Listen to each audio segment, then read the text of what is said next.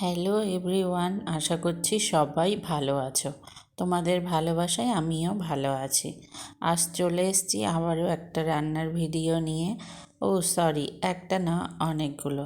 তবে একটা বললাম, এই রান্নাটা করতে গেলেই আমার মার কথা খুব মনে পড়ে যায়। চলো তাহলে আজকে দেখে নেওয়া যাক রান্নাগুলো।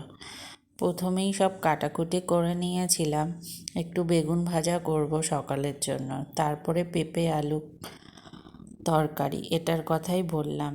আর বিনস গাজর যা থাকে সবজি, এটা দিয়ে কি করব দেখতে থাকো। একটু টমেটো বাটা, আর এটা একটা চার মগজ, সব কিছু দিয়ে বাটা, আদা জিরে বাটা সবই করে নিয়েছি।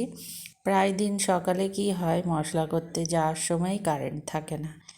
এরপর কড়াইয়ে একটু তেল দিয়ে তার মধ্যে জিরে ফোড়ন দিয়ে পেঁপে আলুটা ভেজে নিয়ে তার মধ্যে জিরে আদা বাটা দিয়ে সুন্দর করে কষিয়ে নিতে হবে জল দিয়ে দিয়ে। কষাতে কষাতে যখন হয়ে আসবে, তার মধ্যে নিজের পরিমাণ মতো জল দিয়ে ঢেকে দিলেই রান্নাটা হতে থাকবে। নামানোর আগে ইচ্ছা করলে একটু গরম মশলা দিতেও পারো, না দিলেও হয়। এই রান্নাটা করলেই আমার মার কথা খুব মনে পড়ে। এটা খেতে গেলেই আমি পুরো সব, রুটি হোক ভাত হোক, এটা করে দিলেই আমি সব শেষ করে দিতাম। তারপরে পনিরটা ভেজে নিচ্ছি। তারপরে কড়াইয়ে গোটা গরম মশলা ফোড়ন দিয়ে টমেটো বাটাটা দিয়ে দিলাম।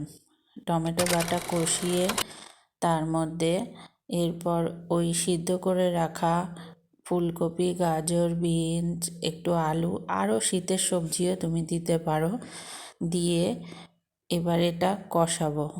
কষিয়ে এর মধ্যে একটু ধনে গুঁড়ো জিরে গুঁড়ো দেব। তারপরে যে সাদা পেস্টটা করে রেখেছিলাম, ওটার মধ্যে আছে কাজু, পোস্ত, চার মগজ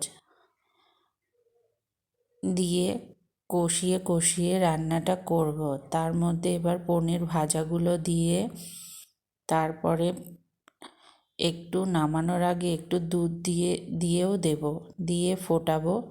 এরপরে স্বাদ মতো মিষ্টি, আর শেষে একেবারে নামানো হয়ে গেলে তার মধ্যে একটু কসুরি মেথি দিয়ে দেব। এটা পুরো রেস্টুরেন্টের মতো মিক্স পনির হবে। সবাই করে দেখো, দারুণ স্বাদ। বিয়েবাড়ি বা অনুষ্ঠান বাড়ির দিয়ে কোনো অংশে কম হবে না। আর যেহেতু শনিবার, সবটাই ছিল নিরামিষ, আর শেষ পাতে একটু ছিল মিষ্টি দই। এই ছিল আজকের রান্নার গল্প। আর এগুলোর সাথে কে কী খেতে পছন্দ করো অবশ্যই জানিও। আমরা তো করেছিলাম পরোটা দিয়েই খাবো, তবে এর সাথে রাইস ভাত সব কিছুই ভালো লাগবে।